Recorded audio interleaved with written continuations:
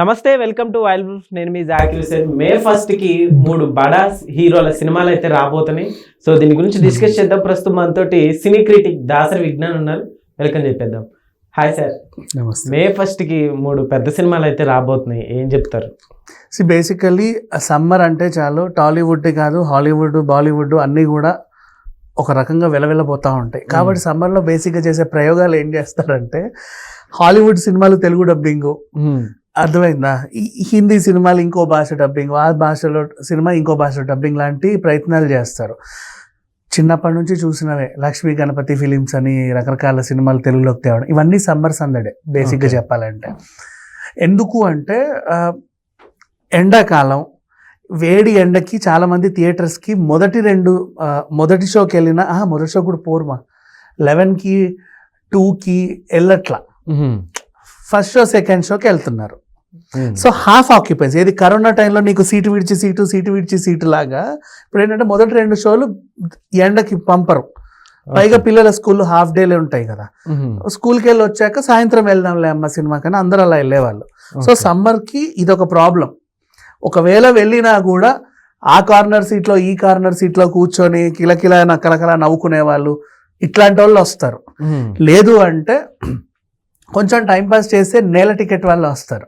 కానీ బేసిక్గా హౌస్ఫుల్ ఇట్లాంటివి అయితే మోస్ట్లీ దాఖలాలు ఉండవు. ఈవెన్ దో నన్ను అడిగితే మల్టీప్లెక్స్లో కూడా అంతే. అయితే థియేటర్లు ఖాళీగా ఉంటాయని తెలిసి ఎక్కువ జంటలు వెళ్ళేవాళ్ళు. ఎట్ట ఖాళీగానే ఉంటాయి, వెళ్ళిపోదాం పదేదో దాంట్లోకి. సో ఇది బేసికల్లీ సమ్మర్ పరిస్థితి. ఇలాంటి టైంలో యాక్చువల్గా ఏంటంటే ఈ మధ్య కాలంలో థియేటర్కి రావాలంటేనే ఏడుస్తున్నాడు మనుషులు, అవునా? అది నువ్వేదో విజువల్ వండర్ చూపిస్తే కానీ రానంటున్నాడు. ఏది ఇప్పుడు సమ్మర్లో రిలీజ్ అయిందేగా బాహుబలి, అప్పట్లో జూనా ఏప్రిల్ ఎప్పుడో రిలీజ్ అయింది, ఏమో what ever. So summer release అయింది, నాకు ఏదో కొంచెం అటు ఇటుగా గుర్తుంది. ఇట్లా ఏవో కళాఖండాలు వస్తే తప్ప రావట్లా. ఊరికే సినిమాలు ఇంట్లో కూర్చొని చక్కగా ఫ్యాన్ గాలికి ఏసీ వేసుకొని కుటుంబంతో సహా మంచి సినిమా చూసి తినేసి పడుకుందాం అనుకునే వాళ్ళు ఉంటారు. ఇలాంటి టైంలో టాలీవుడ్కి గడ్డు రోజులు అనే చెప్పాలి. ఇప్పుడు మాట్లాడుకుంటే మొన్న Arjun son of Vyjayanthi cinema పిచ్చ హిట్. ఆ ఓదెలా ఎందుకు వచ్చిందో ఎందుకు వెళ్ళిందో దానికి తెలియదు. So Arjun son of Vyjayanthi ఎంత బాగా హిట్ అయినా, ఎన్ని కలెక్షన్స్ అయినా, ఇప్పుడు మళ్ళీ నెక్స్ట్ వీక్ కొత్త సినిమాలు వస్తే దానికి కొంచెం సందడి తగ్గుద్ది. సో ఇప్పుడు చెప్పుకోవడానికి పెద్ద సినిమాలు ఏంటంటే సారంగపాణి జాతకం అండ్ అదేదో చౌర్య పాఠమో ఏంటో సంథింగ్, బట్ వాటి మీద అంతగా పెద్దగా బజ్ అనేది లేదు. ఇకపోతే టాలీవుడ్ 1000 కళ్ళతో ఎదురు చూడాలంటే ఒక సినిమా రావాలి. ఆ మాత్రం స్ట్రాటజీ ఉన్న సినిమా హిట్ 3 నాని సినిమా. పైగా ఒకవేళ సినిమా పొరపాటున హిట్ అయితే నాని కెరీర్లో బిగ్గెస్ట్ హిట్ అవుతుంది. ఓపెనింగ్స్ కూడా ఎక్కువగానే ఉంటాయి, జనాలు కూడా తండోపతండాలుగా వచ్చే అవకాశాలు అయితే ఉంటాయి. ఇప్పుడు అసలు విషయం, సరే టాలీవుడ్ సంగతి బాగానే ఉంది, మరి పక్క వుడ్డో పైన వుడ్డో అని అడిగితే పక్కన సూర్య సినిమా వస్తుంది. సూర్య సినిమా పక్కన వస్తుందంటే ఖచ్చితంగా సగం ఇటు కూడా వస్తుంది, తెలిసిన విషయమే. అంటే ఇంచుమించు నాని సినిమాకి పోటీ అనే చెప్పుకోవచ్చు. వై? బికాజ్ సూర్యకి తమిళ్లో ఎంత మార్కెట్ ఉందో తెలుగులో కూడా ఏ మాత్రం తీసుకోనంత మార్కెట్ ఉంది. సింగం సిరీస్ అక్కడ హిట్, ఇక్కడ హిట్, 24 అక్కడ హిట్, ఇక్కడ హిట్. ఈవెన్ 7th సెన్స్ అక్కడ ఏమైందో తెలియదు, ఇక్కడ మాత్రం హిట్టే. సీరియస్లీ ఇక్కడ బాగానే ఆడింది, తమిళంలో కొంచెం ఇబ్బంది పడింది అంటే నాకు తెలియదు. సో అట్లా సూర్య గారికి, ఈవెన్ ఐ లవ్ సూర్య పర్సనల్గా చెప్పాలన్నా కూడా.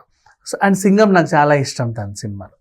సో ఇట్లా సూర్య గారికి ఇక్కడ చాలా అభిమానులు ఉన్నారు. ఎలాగైతే మనకి దుల్కర్ ఇప్పుడు వస్తే ఎంతమంది అభిమానిస్తున్నారో, విజయ్కి కానీ, అజిత్ గారు కానీ, విశాల్ కానీ, వీళ్ళందరికన్నా కూడా ఒక మెట్టి ఎక్కువే సూర్య మీద ఉంటుంది. సూర్య మన తెలుగు అబ్బాయి అన్నట్టుగా కలిసిపోతాడు. పైగా మన జ్యోతిక గారి హస్బెండ్, కార్తీ వాళ్ళ అన్న, ఈ ఫ్యామిలీ మొత్తం మన ఫ్యామిలీ లాగా ఫీల్ అవుతారు జనం. సో థియేటర్లు అయితే కలకల్లాడతాయి. ఇప్పుడు పైన అజయ్ దేవగన్ రైడ్ సినిమా ఎంత పెద్ద హిట్టో మనందరికీ తెలుసు. సో ఇప్పటికీ దాన్ని మర్చిపోలేం. యాక్చువల్గా చెప్పండి, ఇప్పుడు రైడ్ 2 వస్తుంది అనే విషయం పక్కన పెట్టేస్తే పార్ట్ 1 కూడా ఎన్నిసార్లు చూసినా చూడాలనిపించేటువంటి cinema. So even Ajay Devgan కూడా ఆఫ్టర్ RRR ఇక్కడ మంచి ఫ్యాన్ ఫాలోయింగ్ పెరిగింది. అజయ్ ఎప్పుడు సెటిల్డ్ పర్ఫార్మెన్స్ ఇస్తాడు. ఇక్కడ క్యారెక్టర్స్ చేసినప్పటికీ కూడా అక్కడ ఇంకా 100 కోట్ల బడ్జెట్ హీరోనే, పాన్ ఇండియా హీరోనే. సో అజయ్ దేవగన్ గారికి ఒక మంచి మార్కెట్ అనేది ఉంది. ఆ దృష్టిలో కొద్ది గొప్ప థియేటర్స్ అటు కూడా పోతాయి. సో ఇప్పుడు ఈ May 1 సమ్మర్ మే 1 అంటే కార్మిక దినోత్సవం అందరికీ తెలిసిందే, హాలిడేనే. మే 1 నుంచి మొదలుకుంటే ఈ వీకెండ్ ఎలా ఉండబోతుందంటే 3 సినిమాలు థియేటర్స్ అన్ని కలకల్లాడితే, ఎండ అది ఉంది ఇది ఉందని ఎవడూ పట్టించుకోకుండా చాలా కూల్గా కామ్గా వచ్చి అన్ని సినిమాలు చూస్తారని అనుకుంటున్నా. అండ్ ఇకపోతే 8 గంటల నుంచే షోస్ పడే అవకాశం కూడా ఉంటుంది. అంతకుముందు ప్రీమియర్స్ వేసుకుంటారో లేదో తెలియదు. బేసిక్ ఇలాంటి కాంబినేషన్స్ అంటే ఇప్పుడు సంక్రాంతి కాంబినేషన్ లాగా 4 గంటలకి 1 గంట సినిమాలు వస్తాయిగా, ఆ టైప్ రావాలి. మూవీ లవర్స్ కి నిజంగా ఫుల్ మీల్స్ అనే చెప్పుకోవచ్చు. అవును. ఇకపోతే హిట్ ఏమైనా ఒక రోజు ముందు ప్రీమియర్స్ చేస్తారో లేదో కూడా మనకు తెలియదు. ఈ రకంగా చూసుకుంటే అంటే మిగతా 2 మనకు డబ్బుడ్ వెర్షన్స్, స్ట్రైట్ సినిమా వచ్చేసి హిట్ 3, ఇలా 3 మీద అంచనాలు ఉన్నాయి. ఇక ప్రత్యేకించి మన స్ట్రైట్ తెలుగు సినిమా గురించి మాట్లాడుకుంటే, నాని సినిమాకి సూర్య సినిమాకి ప్లేసులు చెప్పనా, మల్టీప్లెక్స్లో నాని సినిమాని 1 షోకి 2 షోలకే పరిమితి చేశారు. దానికి రీజన్స్ కూడా ఉన్నాయి. మితిమీరిన వైలెన్స్ అని చెప్పేసి సెన్సార్ ఏ సర్టిఫికేట్ ఇస్తే దాన్ని వాళ్ళు పరిగణలోకి తీసుకొని మల్టీప్లెక్స్లలో కొంచెం ఇబ్బంది పెట్టారు.